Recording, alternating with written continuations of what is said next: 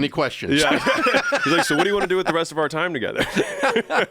They're like, so how do you hedge? He's like, oh, buy it in cash because you can't take loans on land. And yeah, that's what I do. And we've been doing that for many, many, many, many years. I had dinner with a guy the other night that had $2 billion net worth, and he's second gen, but his dad was doing dirt, not unlike what your friend was doing.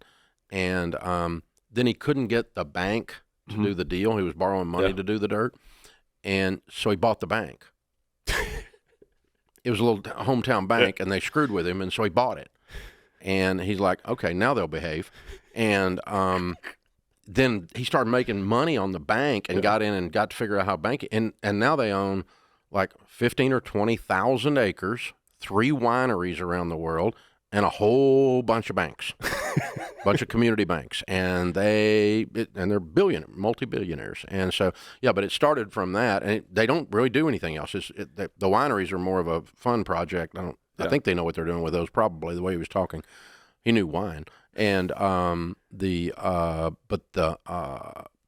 he knows banks and he knows dirt, and that's where all their money is. Yeah, and they're not diversified for having as much billions. With an S, I mean, it's interesting. Those kinds of people are enthralling to me.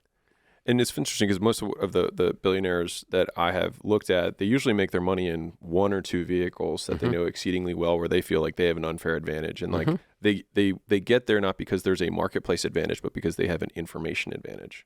They know it better. Exactly. And I mean, if you go through the Forbes 400, I think it's 67% last time I looked are first gen.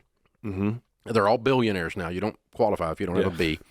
And they're first gen, and I think I looked at them. Of the first gens, it was 90-something% were business driven. So it was Michael Dell, Bill Gates, Hobby Lobby, David Green, Chick-fil-A, Truett Cathy, and so they started a business, and it led to either they took it public or they just monetized the crud out of it, and it just has a marketplace valuation. Oprah, but the secret of Oprah's wealth is not her celebrity status; it's the empire she built under the celebrity status. And so, you go down those things like that, and you go, okay, you can get to $1 to $5 million net worth with your 401k and your paid-off home. But mathematically impossible to get to $1 billion in your 401k. It's not possible to do it. So you got to there's other strategies to be involved if you're going to do that.